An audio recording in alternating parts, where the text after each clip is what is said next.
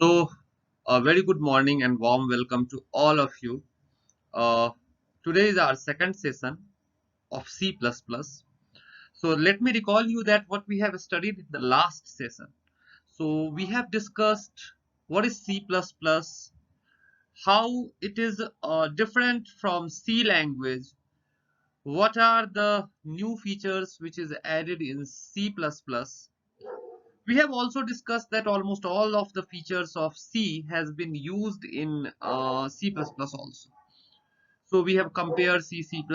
We have seen that printf and cout statement. So printf is used to print whatever we write inside double quote as it is, whereas cout is used with 2 times less than symbol, and whatever we write inside double quote will be printed as it is.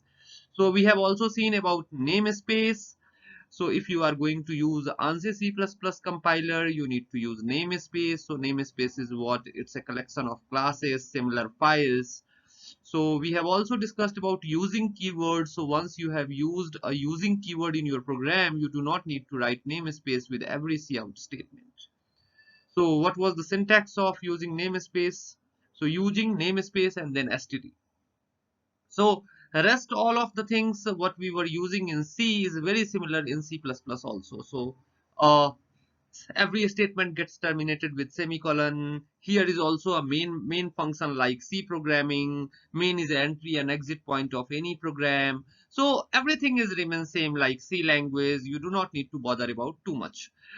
We have also discussed about object oriented concept. Actually we have not discussed, and I told you that first let we pretty much comfortable with the C++ basic syntaxes, like how to take the value from the user, how to display the value of a variable, what are the operators, what is all the features we can use C in C++ also. So after that we'll discuss about object oriented concept, and then we'll start working with the classes.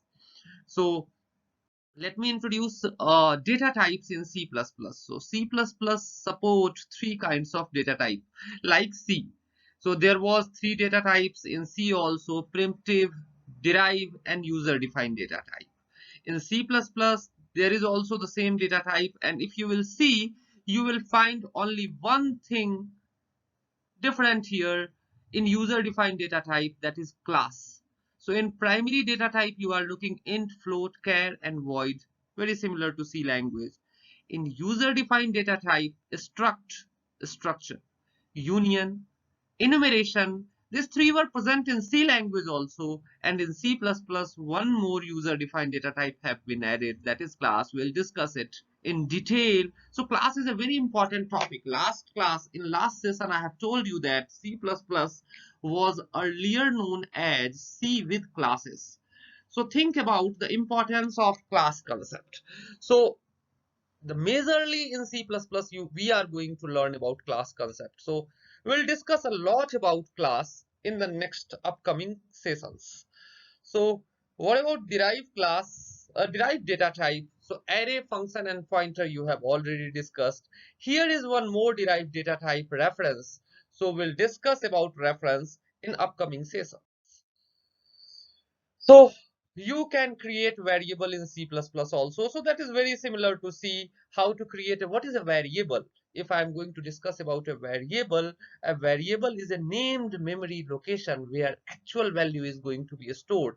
Once you are going to declare a variable, it occupies some memory inside, some space inside the memory. So every variable has a certain scope. In C, you have discussed about 4 scopes like local, global, register, and static. In C++, variables has also some scope. So what is a scope? So a scope is a region of the program, and broadly speaking, there are 3 places where variable can be declared. So in C++, there are 3 places available where we can declare a variable. So what are that 3 places? First is a function. So inside function, when we declare a variable, that is known as local variable. The second, we can declare the variable outside from the functions, that is known as global variable. And third, we can declare a variable in the definition of function parameter, that is also known as formal parameters. So we can define three scopes of variable in C++. First, we can define the variable locally within the function. Second, we can define variable globally outside from the function. And third, we can define a variable within the function parameter that is also called formal parameters. So look at the example here. I have created a variable int C. You are looking, I have written hash include iostream.h, and then I have declared a variable int C that is outside from the function. So that's why I have written over there global variable. And you are looking, I have written int main, and then I have defined the value of that global variable C equals to 23. So that C equals to 23 is a global variable. Now I have again declared a local variable AB. So this two A and B variables defined inside the main method. So these are the local variables. Int C, that is also a local variable. And then we have defined a value of that local variable A equals to 10, B equals to 20, and whatever the code you want to perform further that you can perform. So that is the difference between local and global variable. You must be aware this is very similar to C programming. Now, the most again important thing, how to display the value of a variable. So we have seen in the last session that whatever we write inside the double quote is printed as it is. So if we remember C language, so if I am going to print the value of an integer variable, we need to use percentile %d to print the value of an integer variable. If you are going to display the value of a float variable, you need to use percentile %f, because to print a float value inside C language, we need to use percentile %f. For double, we have to use LF, for character, percentile %c, and so on. But in C++, you do not need to worry about that formatting character. In C++, displaying the value of a variable becomes much easier in comparison of C language. So how to display the value of a variable? Look at the code carefully. First line I have written, I have included header 5, and then I have written void main. I have declared two variables, int a equals to 12, int b equals to 15. Now you are looking, I have written the first statement, cout double quote a equals to. So that is going to be printed as it is. Now if you are going to display the value of a variable, you do not need to write double quote, just write the name of the variable. Take care here, you do not need to worry about any formatting character in C++. So cout 2 times less than symbol and then a, simply a. So what will be the output printed here? A equals to, and then the value of a, which is what? 12. So a equals to 12, because we have not used any /n, so that will be printed in the same line. Now look at here, take care carefully. Some students like that, write that cout a equals to double quote and then a comma a. No, if you are going to print a message and a value of a variable, you need to use 2 times less than symbol again. So that both work you can do in a single line. So look at the last line of the code, cout double quote b equals to double quote close. Now you can print the value of b in the next line, cout again 2 times less than symbol then b. You can do it in the same line also. So you are looking here, I have written cout 2 times less than symbol b equals to, and then the value of b. Again I have used 2 times less than symbol, and then the value of b I have displayed. Now, the next question arises. We have seen how to display the value of a variable. Now, how to accept the value from the user in C++? So let me recall the C programming language. You must have remembered, to accept the value from the user, we have used scanf function. So scanf function accept the value from the user. What was the syntax of scanf function? So we use some formatting character inside scanf function, then ampersand and variable name, and that would be that can access the value from the user. In C++, this is easy to take the value from the user. So there is used cin to accept the value from the user. So how to accept the value from the user? Look at the code here, hash include iostream.h. Then void main. I have taken two variables, int a and float b. I need to accept the value from the user. So I have given a message cout double quote enter a number. Now you do not need to worry anything about formatting character. I have just written cin two times greater than symbol. So take care with cin, we use two times greater than symbol and then the name of variable. So what is cin is used to take the value from the user. You do not need to worry about any formatting character while you are using cout or cin. I am again writing here cout, enter another number, and then cin the value of b. So either it is integer or float or character or double or any data type, you do not need to worry about anything else. You just need to use cin and then two times greater than and then the name of variable. And then the most important thing in C language, it was required to declare a variable at the beginning of program. But in C++, this is not mandatory. In C language, if you are going to declare a variable after performing some task, that is a compile time error. But in C++, this is not mandatory that your variable should be declared at the beginning of the function. You can declare variable anywhere in the program before use. Take care before use. It should be declared before use, but you can declare it anywhere in the program. So you are looking here, I have declared a variable float C. And then I have written C equals to A plus B, and then cout sum equals to the value of C.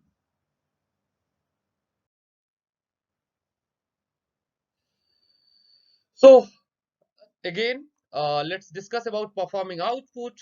The value of a variable, numerical value, and a string of text may be output to the screen using the two times less than operator. Read it as a cout. Int books equals to 0, cout books. So what is endl? You are looking here a new thing, endl. So endl is nothing but a slash n. C++ provides an additional keyword endl. Endl stands for end line. So take care, while you are going to use slash n, you need to use it inside double quote. But while you are going to use endl, that is a keyword. Because it is a keyword, you do not need to use double quote. So what endl will do? Endl will put your cursor into the next line. Again, you have written cout 71 endl. So 71 will be printed as it is. You have written cout, this is a string that is going to be printed as it is. In the first output statement, the value of variable books will be printed onto the output screen, which is 0. In the second, the numerical value 71 will be output to the screen. And in the last statement, the string, this is the output, will be output to the screen. Note that we add endl to produce a new line into the output. Equivalently, we can put slash n in the string to produce the same effect.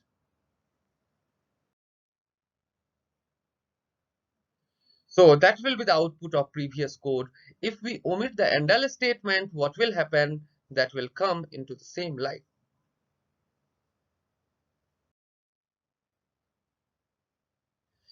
We are seeing about scene. So there is a simple code here written here. Here you are looking, I have declared a variable integer type, declare a variable double type, declare a string type variable, and then cout, enter your name, age, and weight. Then I have entered scene. Then I have given a message. So you can run the program. So I would like to request every one of you that please create some programs to accept the value from the user. Please create some program to display the value. So every one of you has to use scene cout statement very carefully. Create some 10, 20, 20 30 programs like swapping to value, programs like finding area of circle, triangle, uh, swapping to value without using third variables. So don't think that you know everything. So the purpose is your syntax should be strong, get strong. So when you will practice a lot, your syntax part will get strong. You will be comfortable. You will feel that you are pretty comfortable to write the code in C++, and you will get a confidence that C++ is not much tougher than C language. So if you know C very well, C++ is very easy. You just need to learn a new concept of class. So you have to learn about object-oriented paradigm. The rest everything is very similar to C. So you can use the C programs. You can convert your C program into the C++.